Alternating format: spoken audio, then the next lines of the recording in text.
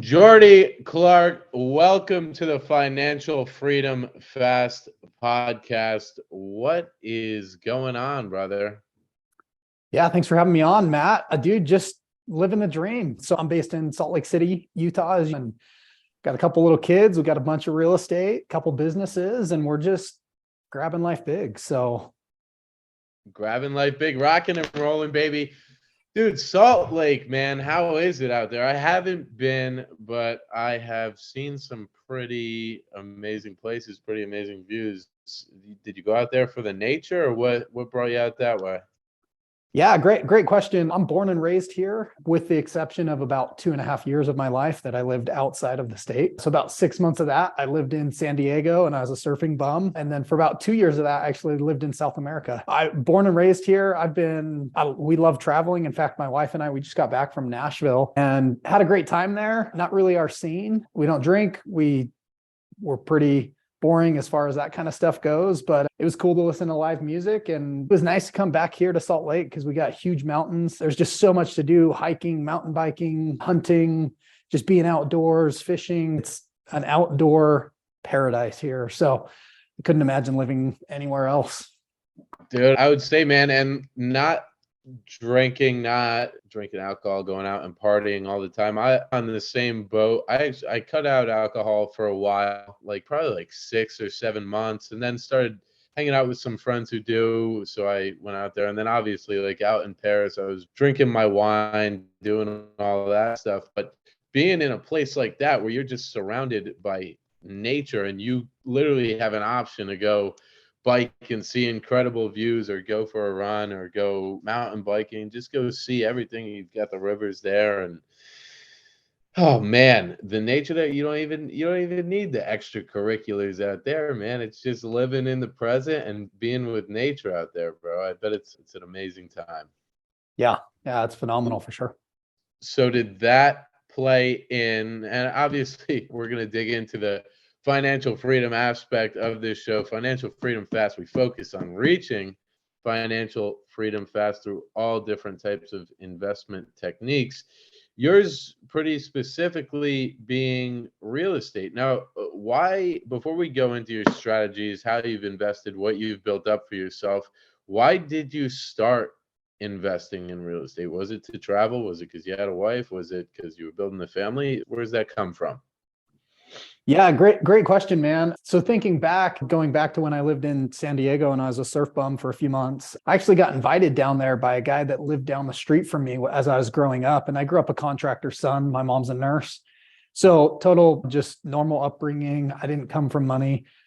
And I was always taught, hey, you got to go to school, you got to get good jobs so you can get accepted to a good college. And I had this vision for my life in high school that I was going to go to med school. I was going to become an orthopedic surgeon, and just because that's how you can make money and that's how you can just have the life that everyone wants. So I started down that path and realized a little bit there in San Diego. I actually went because the guy down the street from me said, hey, why don't you come and surf? And when we're not surfing, we'll be fixing up this house, because I knew how to do a lot of just handyman stuff growing up in construction.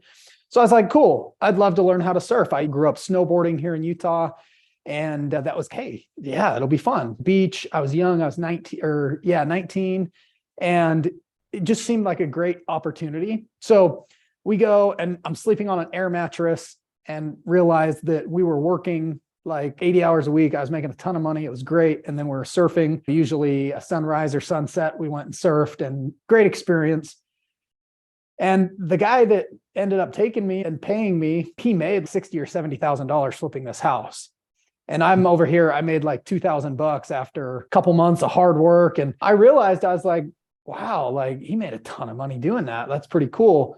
But you know what? I'm going to go be a doctor and go do all of this. And so I went back to school, and through a series of events that happened, decided it wasn't for me. So I switched to business. And while I was at business, getting my undergraduate in business administration, I'd gotten married to my wife, and we had a daughter, our firstborn, who's now 8 years old. Holy cow, it's gone by super fast. I was valeting at the Grand America Hotel in Salt Lake, which is a 5-diamond resort in Salt Lake, super nice. That's where all the NBA teams go when they come and play the Jazz.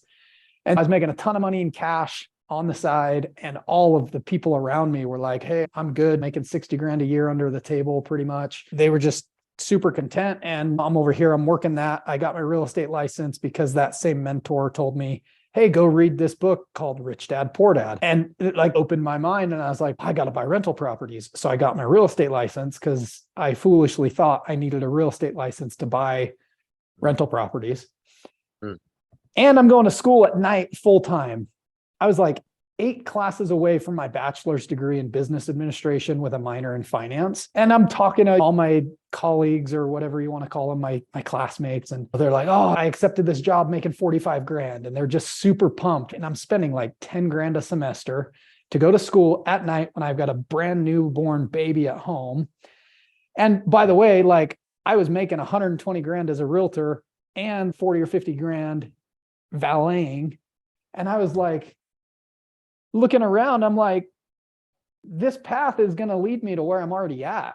Like, why am I continuing to waste money and time just to be making, like, to get a piece of paper that says I can make what I'm already making? So I was like, I'm going to take a few semesters off and figure out if this real estate thing is for me. Yeah, that's where it started. And then it just turned into a full-fledged career. And now I've got a high-producing real estate team. We've helped over 800 families buy, sell, or invest in the Salt Lake area. I've flipped pretty close to 70 houses, made a ton of money doing it, lost some money doing it. And we own 51 rental properties that bring us about $60,000 a month in gross rents.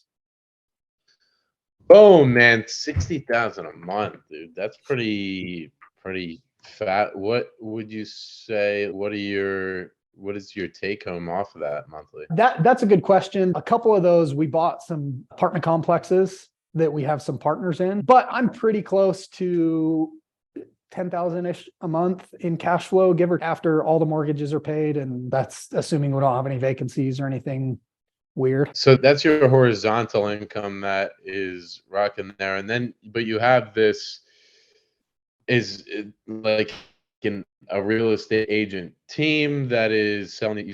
You mentioned that you helped over 800 people find homes in the Salt Lake City area. So you have a whole team that's out there working and doing that type of work for you. So you've got the vertical and the horizontal going. And you mentioned when you were talking that you thought you needed a real estate license to invest. And that's something that I get a lot too. Like when I talk to people about I'm buying houses, I'm doing, oh, you're a flipper. No, I buy properties. Like, oh, you're a real estate agent. No, I'm not. I actually am, but it's not what I do. And they're just confused. A lot of people are like, oh, I'm going to get into real estate, so I'm going to get my license. And you said you really don't need to do that. What are your thoughts behind that? Why don't you need to do that to invest in real estate?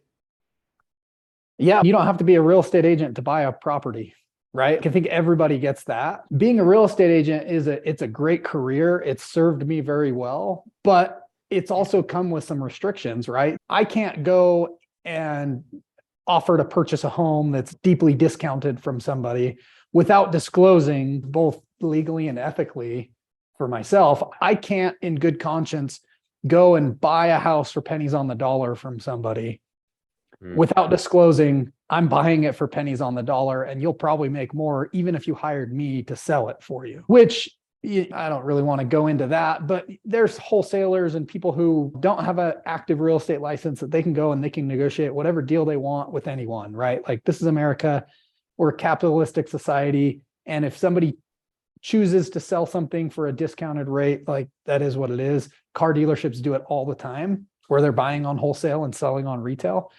And some real estate investors can do the same thing. But yeah, for me, I'd probably be way more active as an investor if I wasn't an agent.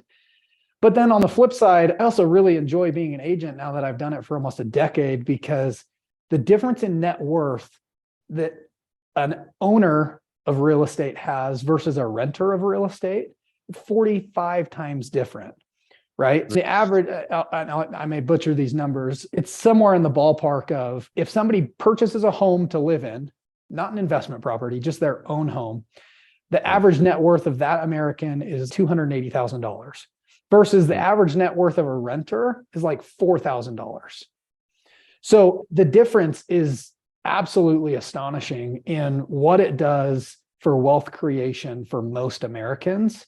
And there's so many people that are just renting because they don't think they can qualify and whatever. So I've just seen it benefit a lot of people and loved helping people transact. And does your team, are you working mostly with people who are looking to get into investing, or are you just are you helping out people who are looking for a forever home? Yeah, we'll do all of it, right? Most of our business is now repeat referral business. And I'm not actively in the car showing people houses. We helped about 70 families last year either buy a home, sell a home, buy or sell, right? And I never once hopped in my car and showed a property to somebody. So my team is structured where what I want to do is I want to have super high level conversations with people on what they can do to take their finances, their net worth, their passive income or horizontal income to the next level, and how they can utilize what they have. Because that's what I get super jazzed about. I don't necessarily get jazzed about hopping in a car with some first-time home buyers and showing them 13 different houses and, you know, them picking a house based on carpet color or paint color, because that's just not where I'm passionate about. So I found people that really enjoy that process that can take that on. Yeah. So I like that model. And I'm honestly in a similar type of position where obviously I have this podcast. I love talking about this type of stuff. I have my real estate agent, my license, but I have not even made $1 off of that besides buying properties for myself and taking a commission on that property that I buy. But I would love to have those conversations with people and then have another team member go out and do that. So let's step it back all the way to number one. When you first did this, like first had someone come and go, did you go and show your first person the house? Did you do that for 10 houses and then get a team? Or what did the beginning stages of that look like? How did you transition to having a team? yeah, that's a great question. So I actually joined a team when I first got my license as an agent that just helped buyers. And this was late 2013, early 2014. So I actually joined a team because I was like, hey, look, I have no clue what I'm doing. So I'm just going to join this group because they know what they're doing. And it was a great first year. I would have stayed there, except they had a tragic death in the family that made them reanalyze what was important to them, and working wasn't one of them. And they had by that time built up 30 or so rental properties that made them more than 10,000 a month in cash flow. So they were like, hey, we're just going to retire. And the team got disbanded at that point. I just chose to go out, and I think I had helped 30 or so people that first year. And maybe it was like 18. I can't remember, man. It was like 10 years ago. And it just morphed into what it is today. So if I wanted to build a team and do that, or if somebody listening wanted to go build a team and do that, they wanted to do more of the high level work, what are the steps to build a team out and make something like that happen? Dude, that's the $1 million question. And a lot of people, they'll hear a podcast, and especially in GoBundance, like we get this shiny object syndrome where, hey, this is really cool. That person's doing it. I'm going to go and do it. And our efforts just get diluted because we go wider instead of going deeper. Sure. So the first thing I would ask someone is why they want to do it. Because building a real estate team is not easy. It's a grind. And frankly, like you have to go through stages and grow, which is great, but not everyone's cut out to do that. Some people, like I've got guys that working on my team that they're making phenomenal money, way more than they'd make on their own. And they're happy doing exactly their slice of the pie that they're doing because they don't have to worry about anything else. Where I'm over here, like worrying about payroll with our admin and all these other things to coordinate and facilitate and just run the team. But that's more of where my skill set is at, right? It's been a journey to figure that out. I would really caution somebody to figure out why they want to do it. And if that is like their highest and best use for the moment, meaning could they be doing something else that they would enjoy more? Right. Yeah, I think that the way that we should look at everything in life, because it's true. You get this shiny object syndrome. Oh, this person's making 10K a month off of one property in Airbnb, but I have long-term rentals and I'm pretty good at buying long-term rentals. But what if I just went and bought one of those Airbnbs? And then you got to learn a whole new structure, a whole new way of business, a whole new way of investing. And then your long-term rentals business will suffer because of that. You're not putting focus there. You're not putting time there. So we need to direct it. We need to go inch wide, mile deep rather than a mile wide, inch deep. But maybe in the beginning you play around and you do go a little bit wide. You see what you actually like. And then once you find what you like, you can dig down into that. I love that. So tell me about your journey here. What are what's like a highlight moment that when you're like, that was one of the best moments of my investing career? Like whether it was something that happened because you had money coming in or something that happened on one of your properties, what is a highlight and then what is a low light, whether it's with your team or investing or something in that realm? Yeah, man, that's a good question. I'm going to step back for 2 seconds. In life, there is a million ways to make $1 million. And whoever's listening to this, you just need to find one. You don't need to do all million ways to make $1 million. You just got to find one. So for me, the highlight, I think, looking back, has been consistency has built my real estate portfolio over a decade. But that didn't all, like, it wasn't all linear growth, right? Like I bought my first rental property in 2015. Made every mistake in the book. Like I paid 121 grand for it. It rented for $1,200 a month. The tenants were on every sort of government handout possible. We took cash. We made every mistake in the book. And luckily, because we bought in the right area, we bought with good terms, we ended up having to evict them. We remodeled it, got it rented for more, cut our teeth with learning how to deal with property managers.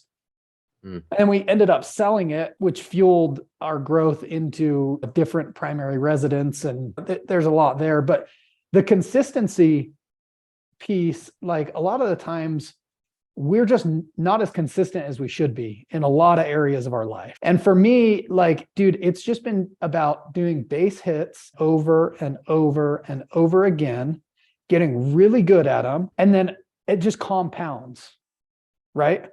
So it's like working out. I work out 5 days a week. I'm an hour to 2 hours on my workout. I'm following a plan. And I can tell when I don't work out. I can tell when I don't follow my meal plan because like I go to Nashville and I just eat terrible food because I'm a person and like sometimes we just enjoy life. But then I get back and start working out, hop on the scale and realize like, holy cow, I gained 4 pounds. And it's all attributed to not eating and not being as consistent with working out. Finances are the same thing. Like how many people are spending more than they make and they don't realize it because it's one little swipe at a time. Building wealth in real estate for me has been the same thing. We've been super broke where we're tens of thousands of dollars in credit cards and we don't own any assets other than our primary residence. And we've been where we're at today, where we have a ton of properties, but it wasn't always like this. So to get to your question of the highlight, back in 2018, so let me skip back. After we bought that first rental property in 2015, we held on to it for 18 months. We sold it for $185,000. And I thought I was rich because we had made 60 grand. And then we didn't buy another property until 2018 because I had convinced myself that we were at the peak of the market. I was at Keller Williams at the time, and Gary Keller was saying, hey, we're at the top of the market. We're at the top of the market. Prepare for a shift, which is fine. He wasn't wrong. He was just early. But it also, had I kept listening to that, I wouldn't have built what I have today. And I wouldn't have experienced the cash flow, the appreciation, the increase in rents that we have because I didn't buy. The highlight was when I jumped back into buying real estate for myself, because there were a couple of years where we just brokered for a bunch of people. I bought a house at auction. We fixed it up. We paid $225,000 for it at auction. It was roughly 1,900 square feet. I thought it was a 4-bedroom, 2-bathroom. Turns out that the basement was unfinished. So it was only a 2-bed, 1-bath. The guy was a hoarder, pretty convinced he also had a marijuana growing thing going on. And so had to get him out because he got foreclosed on. We bought it. We fixed it up. We made it a 5-bed, 2-bath. We rented it out. And then as soon as I had gotten done with that refinance, I think I was into it like 45 grand. It appraised at 295. And so we were only into this rental that's worth 300 grand for 12, 13%. And I was like, hey, like, this is pretty good. We have 20% equity. We're only into it for $45,000. The day, like the week that I had finished that refinance, I got an email from a wholesaler and the numbers were almost identical. They said, hey, here's this like 1,800 square foot house. It was a couple blocks over. They wanted $225,000 for it. And I was like, and they didn't have any pictures of it, right? Like their emails are just garbage because you can't analyze it on your computer. They force you to go look at the property when there's 30 other investors because they hope you get emotional and overpay. And so I go there and I saw what nobody else saw. Everyone was looking for a quick buck. So here was the problem with the property. There was an interstate right next to the property that they were widening. So they had taken out the other half of the street and they were putting up a big sound wall. Every person at that walkthrough was walking through it and they were like, I'm going to flip this property. And none of them bid on it because the interstate was being widened. So it looked terrible. It was super loud. I was looking at it like, man, I just did a project 3 blocks over and I'm into it for $45,000. This house, by the way, needed about $40,000 less of work than the last one that I had just done. Dude, it was rent ready. So I bought it. I negotiated with the wholesaler because everyone else was trying to make a quick buck flipping it. And I bought it, refinanced it. So I bought it on a hard money loan, sent a handyman in there to do some paint touch-ups and some other miscellaneous stuff. And then I refinanced it. And I was actually into that property for $3,000. So fast forward a few years, they had finished the interstate project. The sound wall was up and the market was just super hot. This was last year before the peak. So our prices peaked in June, July. I sold it in the spring. And again, I was into this property for $3,000. I sold it for like $460,000. And I took $3,000 and turned it into almost $200,000. And I 1031 exchanged that into 6 more units. And I did it because I saw what everyone else wasn't looking for, which is a long-term play, even though it was only a couple of years. I think I only held it 3 years. But like, I would say that was probably like by far the best deal I've ever done. And the only reason I got that deal was because I had just done a deal. So sometimes in my life, especially, really good things have come on the heels of something that was just like mediocre. But it only came because I was consistent in doing, consistent in looking, consistent in checking deals out. And staying consistent with what you're doing and what you know will make your future better financially, just taking one step forward at a time, one step forward at a time.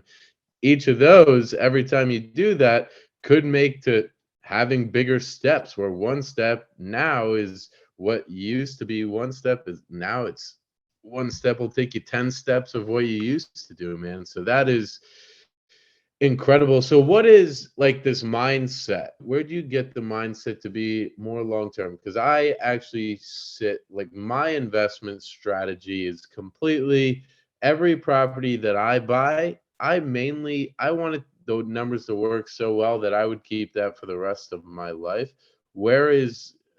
How does your mindset sit on that? And like being able to delay gratification and take it for the long term. Yeah, great questions. To answer your question, I subscribe to a certain mentality as far as real estate investors go. Okay, hold up. Can you hear me? Yep. Okay, so there's 3 types of real estate investors. There's starters, there's builders, and there's enders.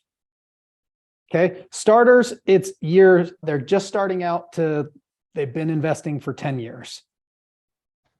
They're all over the place. They don't know if they want to do fix and flips or wholesaling or buy and holds or short-term rentals or midterm rentals, or they don't know what they want to do. They're all over the place, which is fine. You got to figure out your lane. And then, like we were talking about before, you got to go mile deep.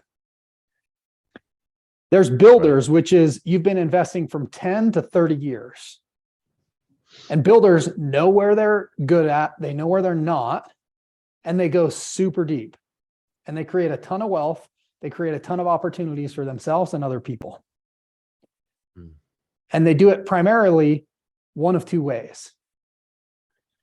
They make cash flow off of rentals, or they make cash flow off of notes. Enders, they've been investing for 30 or more years. Their top two concerns are preservation of capital and how do I pay the least amount of taxes possible? Okay. So if you look at investing through that lens, I think you can collapse your time frame on being a starter. And instead of taking a decade to figure out what you're going to do, you can listen to a ton of podcasts. You can figure it out. You can try a little this, a little of that. And I bet in 5 years, you can figure out what you are good at and what you want to go deep on. And then you just go deep. Okay. So long term, I looked at, like we talked about before, I was like, man, do I want to raise my kids here in Salt Lake City, Utah? Why? Super safe, safer than a lot of big metro areas. You there? Yeah, I got you. Okay. There's a ton of stuff for us to do. We really like it. We're outdoorsy and we just want to raise our kids here. So I was like, look, I'm going to be here for a long time. I took a look around, and if you've ever flown into Salt Lake City, you've seen what I'm about to talk about. We have massive mountains to our east, not so massive mountains to our west, but you still can't build on top of them because we go from 4,200 feet above sea level to 10, 11, 12,000 feet, right? Pretty quickly. So with that being said, we have geographic scarcity. We have a ton of people moving here from different states, and it's always been this way for the last 30 years, even more so after COVID. But we've got a ton of people moving here and not a lot of land left. So I look at it and I go, man, you just look at the basic supply and demand. We're going to see a greater than average appreciation in both rents and prices. So why would I invest anywhere else? I know the market. I'm local to the market. I know the players. I'm going to buy everything and hold on to everything as long as possible. As long as it makes sense, I'm going to buy it and hold on to it. And it's been my experience that I buy a deal that's like mediocre. I'm getting like $100, $200 a month in cash flow day one, just enough to cover like water heaters going out, furnaces going out, stuff that needs to be fixed. From there, rents go up. Like we were seeing 8, 9, 10% rent increases almost every year since 2016. In the time that I've been an agent, I've seen a 2-bed, 1-bath apartment go from being $800 a month to now we're getting like $1,400, $1,500 a month for it. Okay. If I fix my debt for 30 years on a property and rents continue to go up every single year, and I don't do my tenant the disservice of keeping them the same, I keep up with market, then it's going to cash flow more and more as time goes on. Oh, and by the way, the loan's getting paid down more and more. So my wedge, it may look really small to begin with, but it starts getting really big pretty quick, right? Like year 4, 5, 6, all of a sudden I've got houses that they were making me $100 a month. Now they're making me $1,000 a month. Dude, and that's the beauty of real estate. As long as the deal works today and the deal works all right today, whether it's cash flowing you $200, a few hundred, if you can find more cash flow, even better. But as long as the deal can sustain itself for the lifetime of the property, there's no way you can lose. The deal is going to make you money today. It's going to make you money in 5 years, because in 5 years, rents are going to increase. Like, it's just how things work. When we print more money, there's the dollar's worth less, so things cost more. So your rents are going to increase and your loan is going to get paid down and you're going to build up certain cash reserves in those areas, and then you're going to get all the tax benefits from real estate. Your properties are going to appreciate. They're going to go up in value. You really can't lose, especially over, if you look at it at like on a minimum of a 10-year period, you cannot lose if you're only cash flowing a little bit today, which is why that's why I got into real estate. There's 4 main ways to make money. You've got appreciation, you got cash flow, loan pay down, and then you've got the tax benefits that come with it that are just so valuable, man. I love it. Jordy, what would you say in today's market? What's the fastest way if you wanted to invest in real estate? Somebody wants to get to $10,000 a month in passive income. What would you recommend as a way to look into, at least, that could be a good way to build passive income? Or how would you build it? If you were in our shoes, you're someone who's 25 years old working a W-2, you don't have any assets right now, and how would you build up to $10,000 in passive income? Yeah, great question. First off, I want to say a contrarian answer. Don't get into real estate because you want to get rich quick. Real estate is a get rich for sure, not a get rich quick. And I think a lot of people jump into real estate because they want to get rich quick. But if you buy and hold, it's a get rich for the reasons you just talked about. So with that being said, if I was 25, W-2'd, didn't have a ton of assets, the easiest loan you can ever get with the best terms is buying an owner-occupied property. You can get a 30-year fixed rate mortgage on a property for as little as 3.5% down. Okay, so I would go and buy a property, and there is nothing in that loan agreement that says you have to live in that property for 30 years. All it says is you intend to live in the property for 1 year. Okay. So I would buy a property that would make sense as a rental in a year once I've fulfilled the loan agreement that says I intend to live there for a year. And then I would rent that out and I would be saving up my money. And there's a ton of different strategies as far as like house hacking and renting rooms and things that you can do to minimize your housing expense. But at a bare minimum, I would buy a property with the best financing on earth. Because like I've got some commercial loans where every 5 years, they adjust my interest rate. Every year I have to send them tax returns and they have to make sure I'm still financially solvent. So like FHA mortgages, they never check up on you. They never check your financial condition 3-4 years after, but commercial loans do. And we're capped at 10 currently, 10 loans.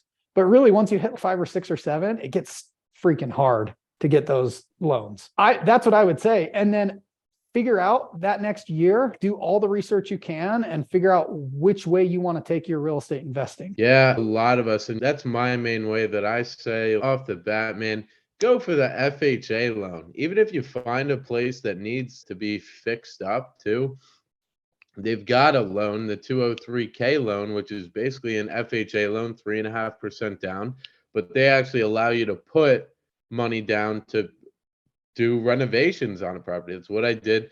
I bought a 4-unit property, 110K renovation. That was all done with 3.5% down with all those costs, man. Such a powerful loan.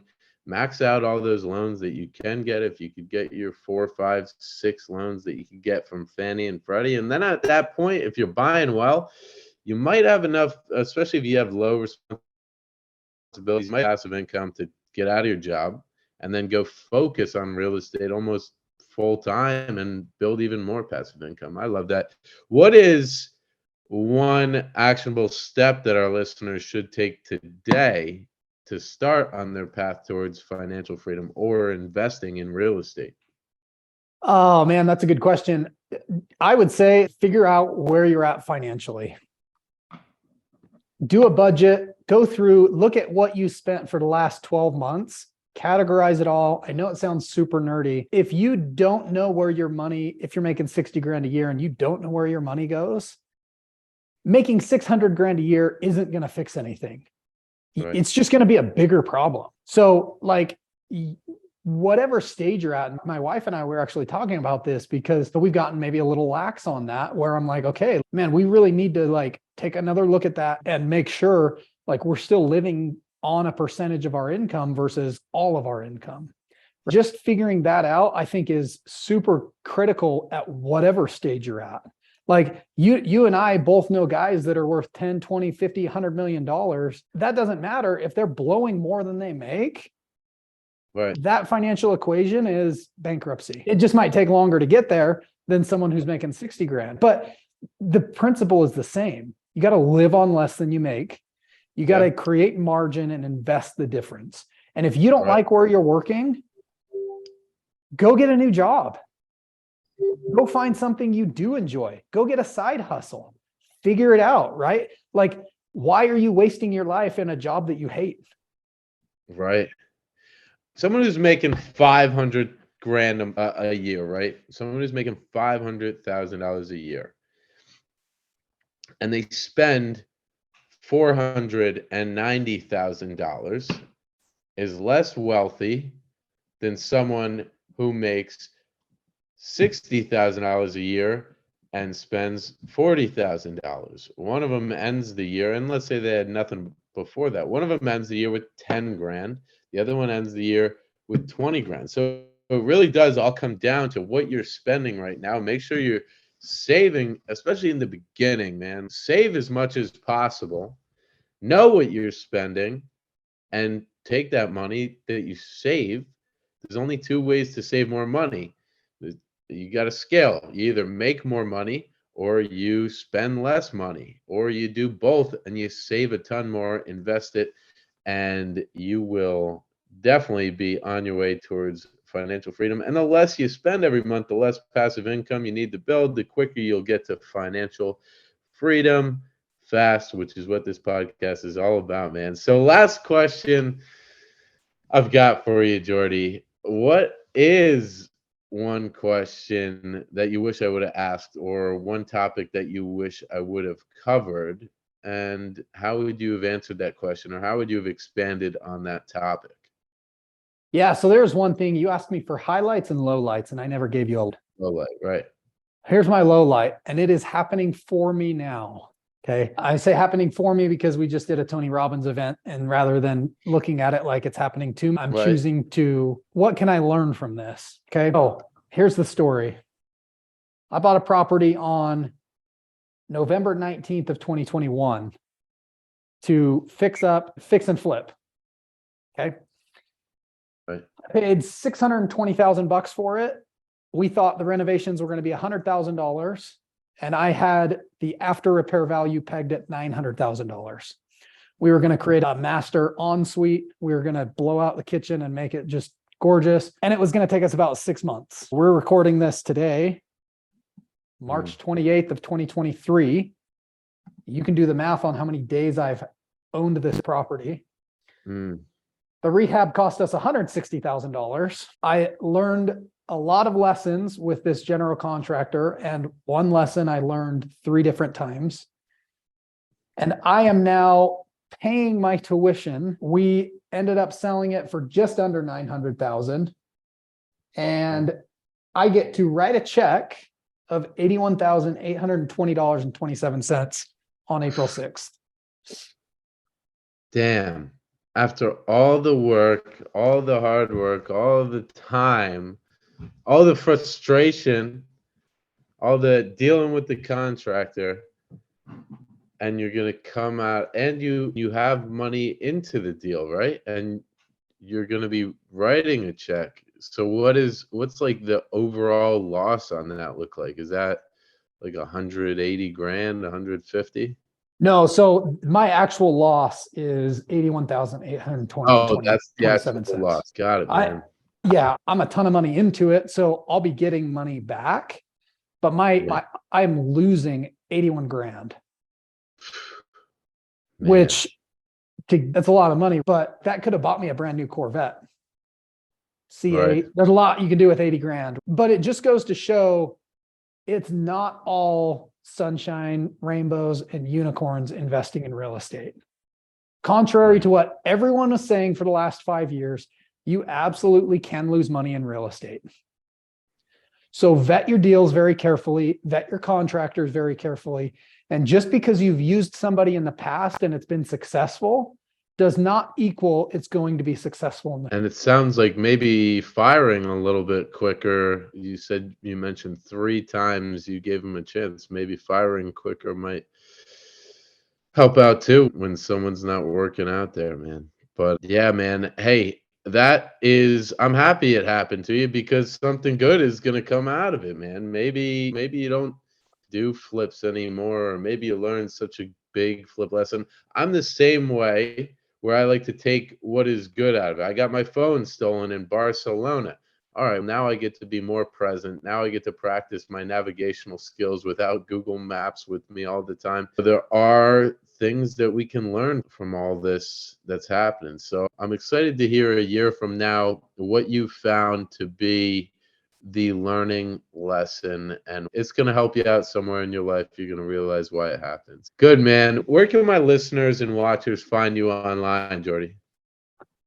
Yeah, great question. Social media is probably the easiest way. I think I'm most active on Instagram at Jordy Clark _REI. And then I've got my own podcast, The Financially Free Investor. And yeah, connect with me on social media. And yeah, we're happy to help out however we can, especially if you're in the greater Salt Lake area. We teach classes on investing in real estate. We're going to do a bus tour in the end of May where we rent a bus and we're going to have 30, 40, 50 people, however many people show up. We're going to go tour projects that are going on, tour rentals if we have any vacant at that time. And people are going to be able to learn how to underwrite and analyze deals. So hopefully they don't have to write 5-figure check on their first deal, right? So yeah, that's probably the easiest way. Love it, man. So much great value came out of today. It's not all sunshine. It's not all making money. There are some times where we lose and we have to learn from those losses and take it out. So if you guys want to learn a little bit about that, I would reach out to Jordy and find out about this bus trip and go take a trip and learn some stuff for yourself. But Jordy, man, really appreciate having you on from the Financial Freedom Fast podcast. This is Jordy Clark, and we are signing off. All right, brother.